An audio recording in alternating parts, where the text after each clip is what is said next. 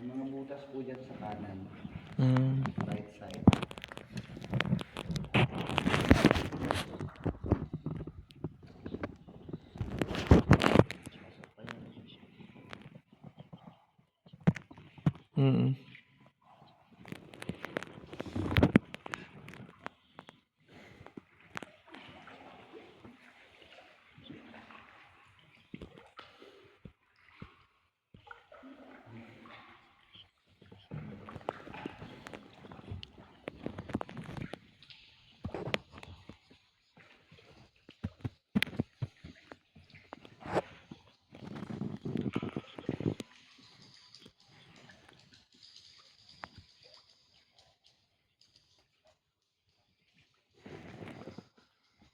Lapitan po natin yung limestone dyan sa harapan.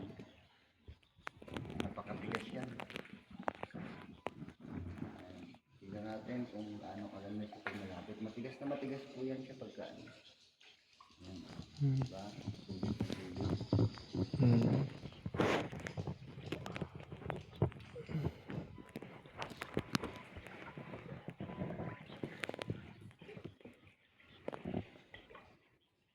Hindi tutuloy na.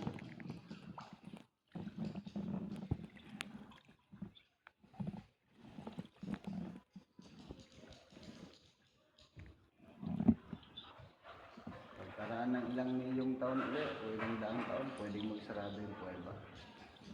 Dahil sa mga stalactite na yun. Okay po, nakikita na po natin yung liwanag. Yan po yung nagsasabi na may bukas pa. Okay, everybody, to our group, wake up now. Gising na po, umaga na ulit. Good morning! Good morning. Good morning po and congratulations, of course, thanks God dahil makalabas tayo na kumpleto. Yan. Isa po ito sa Civil Wonders, nangyari po yan o nagkaroon po ng butuhan, nadeklara po yan November 11, 2011. 11/11, nabukas po sa public ito March 26, 1971 by President Ferdinand Marcos Sr. Yan. May mga halaman po tayo sa pader, yan po yung Begonia plant. Congratulations and welcome again lang po yung masasabi ko. Hindi po ako magti-thank you sa inyo dahil yung reason ko po, ako yung nag-paddle ng bangka, hindi kayo. Sana everybody happy. Everybody happy? Clap your own dahil bukas pa, buhay pa tayo.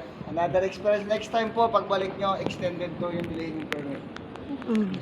3 to 4 hours po yung travel bago makalabas. Bili kayo ng pagkain naman hindi makita ng uwi sa labas sa van. Para pagdating sa dulo, pwedeng bumaba. Bili kayo ng alaksan para sa bukas. Ay, grabe. Yung bundok niyan sir, puro bato talaga sir, walang lupa. Ang galing, no? 1,026 meters po yung taas ng bundok, yung pinakamataas na bahagi. Grabe, no? Buti pag lumilin doon, hindi siya na gumagalaw. Walang lindol sir eh. Picture daw tayo. Wave your hands.